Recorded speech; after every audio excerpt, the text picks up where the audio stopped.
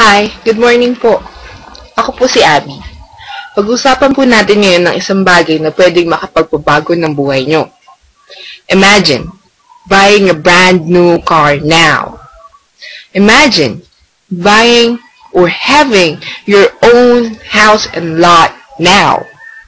Imagine, being debt-free now. At ito pa pinakamalupit. Imagine, receiving a lot of thank yous because you helped them in changing their lives now. At lahat ito posible dahil sa isang napakagandang opportunity through your cell phone. Pag-uusapan po natin ngayon ay ang V-Mobile Technologies. First of all, may I please ask you now, how much do you spend just by using your phone for communication? 500 a month? 300?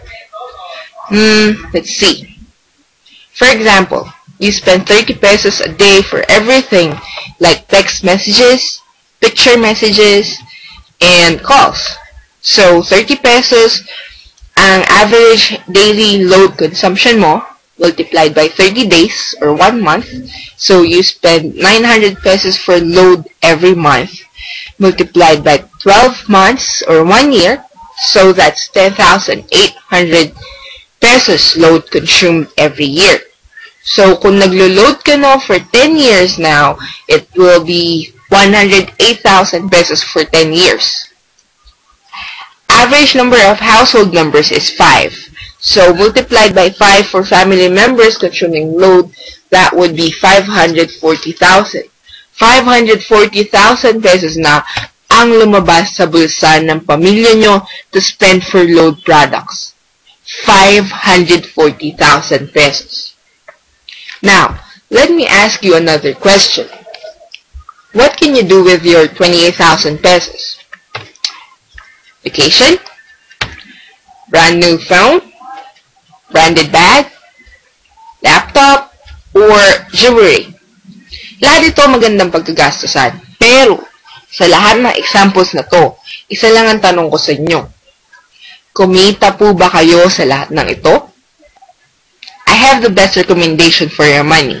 So now, let me please introduce to you V-Mobile Technologies Incorporated. The name of our company is V-Mobile Technologies Incorporated. Nag-start siya April 29, 2008. So, more than 3 years na siya. According sa research, masasabi mong stable ng isang company kapag nag-last na siya ng more than 2 years. So, sino nga ba ang may-ari ng V-Mobile? Ang may-ari sa kanya is si Penta Capital. Familiar po ba kayo kung sino si Penta Capital? Kung hindi pa po, pag-usapan po natin kung sino nga ba si Penta Capital. Siya po ay isang investment financing corporation.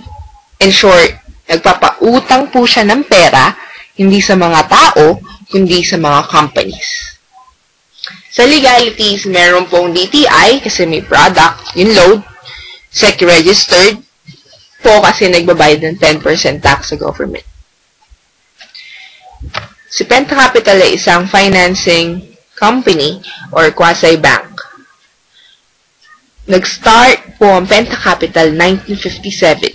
So, more than 50 years na siya. Siguradong stable.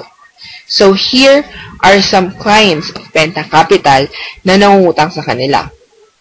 Ilan sa kanila ay Manila Water, Cebu Pacific, MRT, Shell, Petron, KFC, 7-Eleven, Alaska, ABS-CBN, San Miguel Corporation, SM Prime Holdings, JG Summit Holdings. Ngayon, ito pang mga companies na to ay big time or small time. Siyempre, big time, di ba? Ang point is, kung sila nga ng mga big time companies nagtiwala sa Penta Capital, how much more si V-Mobile at ang mga members ito na mismong may-ari ng kumpanya ay si Penta Capital. To make it clear, clients lang po sila ng Penta Capital. Penta Capital po ang may-ari ng V-Mobile. Ngayon, may nakausap ako isang negosyante. Sabi niya, kung gusto mo daw magnegosyo, kailangan kasama daw sa basic needs ng produkto mo. Ano bang basic needs ng tao? Food. Sino-sino ba ang mga yumaman dito? Jollibee, McDonald's, Greenwich, KFC, at marami pang iba. Sa clothing. Bench. Si Benchan, dati yung mga damit niya sa Pilipinas, ngayon all over Asia na. Next is shelter. Kilalang Pinoy na tumakbo bilang presidente pero hindi nanalo. Manny Villar. Ngayon, maniwala ka o hindi, kasama na to sa ating basic needs. Load. Example, bago ka matulog, ano ba ang huli mong tinitingnan? Cellphone. Pagkagising mo, ano ba ang unang tinitingnan mo? Cellphone pa rin. Yun yung ka-importante ng cellphone natin. Okay lang ba sa inyo na every birthday ka lang magpapaload? All text 20 ba? Sino ba ang target market ng V-Mobile? Actually, lahat ng may cellphone. Babae, lalaki, matanda, bata, mangipin, o wala. As in, lahat ng may cellphone. V-Mobile is a huge and expanding business. Bakit? Kasi, over 95 million na population sa Pilipinas. 75 million yan cellphone users. Accumulated total activated SIM cards na Globe, Sun, and Smart. 900 million texts per day. Tayo po ang text capital all over the world. Imagine, magkano ang isang text? Piso. Meaning, 900 million pesos ang income nila Sun, Globe, and Smart. Text pa lang. Ganyan tayo kalala gumamit ng load. Naniniwala ka bang expense-generating device ang cellphone? Kasi, pagbili mo pa lang ng cellphone, expense na kasi naglabas ka na ng pera. Generating siya kasi hindi ka naman bibili ng cellphone mo tapos hindi mo loloadan, di ba? So, kung may cellphone ka, nag-generate lang yan ng expense. Every time na mag-text ka, send ka ng pictures or through calls, yung pera mo sa bulsa na pinaghirapan mong trabahuhin, mababawasan pa. Saan napupunta yung pera nyo? Sa Smart, Sun, Globe. Kaya sobrang yaman nila. Ang tanong, ilang taon ka na gumagamit ng cellphone? More than 10 years. Ngayon, ang gusto ng V-Mobile, gawing technopreneurs lahat ng load consumers. Kasi, ang concept ng V-Mobile is every time magte-text ka, mag-send ka ng pictures and calls, may babalik in a form of discount na 8 to 11%. Discounted ka na sa personal load mo, lifetime. Malaki ba ang 8 to 11%? Tingnan natin. May bank account po ba kayo? Hindi po ba marami ang pumapayag sa 1% per annum or year na interest? How much more ang 8 to 11% discount sa araw-araw mong ginagamit na load? Diba? So, ano-ano naman ang benefits if you're already a technopreneur? First is use your existing cellphone and SIM card. I-register lang yung SIM mo. Second, one load wallet lang. Load everything. Makakasave ka sa lahat ng 300 prepaid products, PIN-based cards, telephone cards, internet cards, online games, cable cards, and e-loads, yung Globe, Sun, Smart. Next is my inventory ka online. Inventory system.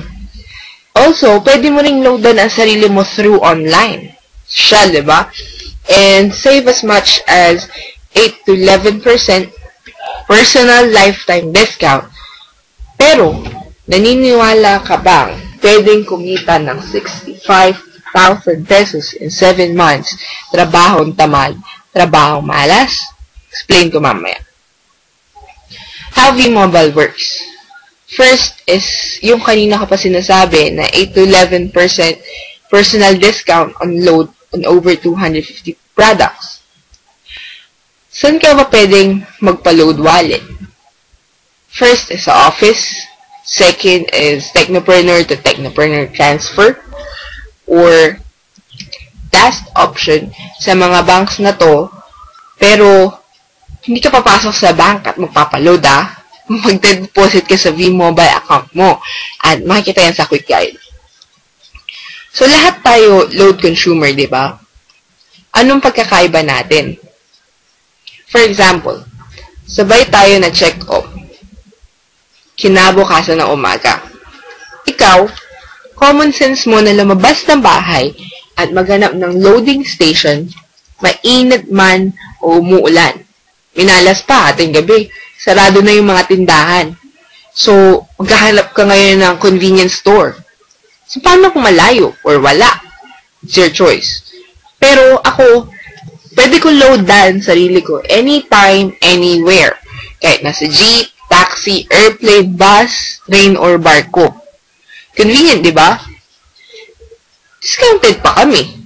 Ikaw, nagpa-load ka sa tindahan, sila lang ang kumikita sa ginagawa mo.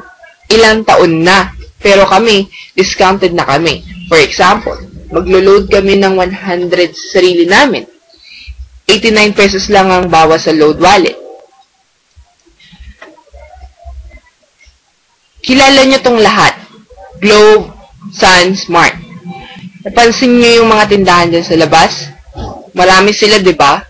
Pero, napansin nyo ba kahit magbenta sila 1 to 10 years from now, nagbebenta pa rin sila ng load? No offense, but it's just a reality. Kaya walang yumaman sa pagbebenta ng load kasi ganito ang concept nila. Magbenta ng load. Pero, ang tanong, sila ba ay may convenience? Meron. Sila ba ay may discount? Meron.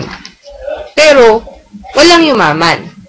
Ngayon, dito sa V-Mobile, meron din tayong convenience at discount.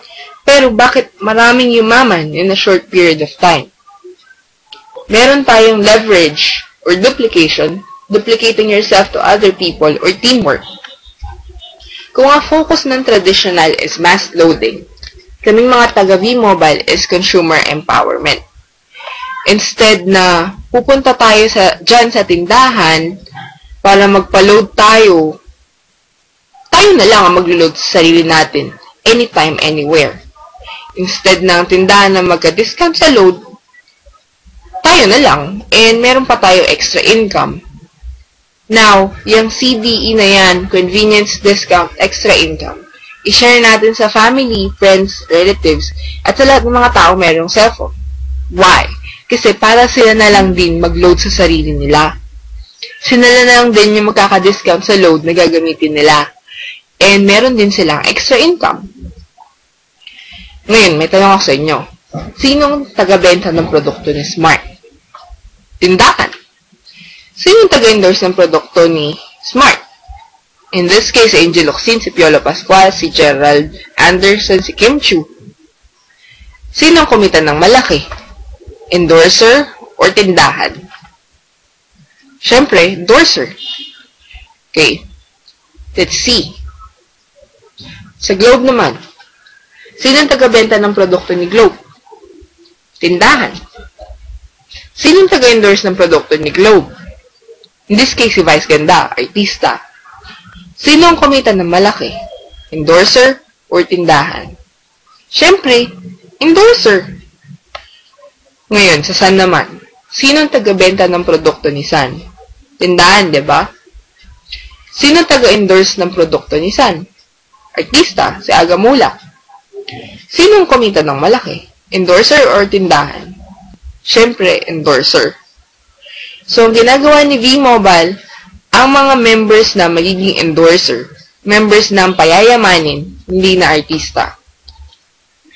As a technopreneur, if you share the business to others, and yung taong yun nag-join sa V-Mobile, you will get 500 pesos as a direct sales incentive. Wala pong limit ang pagkuha ng direct sales incentive. Hanggat may na-invite po kayo at nag-join po sila sa business because of you, you will get 500 pesos. Another way of earning is through sales or team sales bonus. Pag may new name sa Team A nyo and another name sa Team B, at kapag nag-pair, another 500 pesos ka ulit. For example, if you have 10 members in your Team A, also 10 members in your Team B, you will receive 5,000 pesos team sales bonus.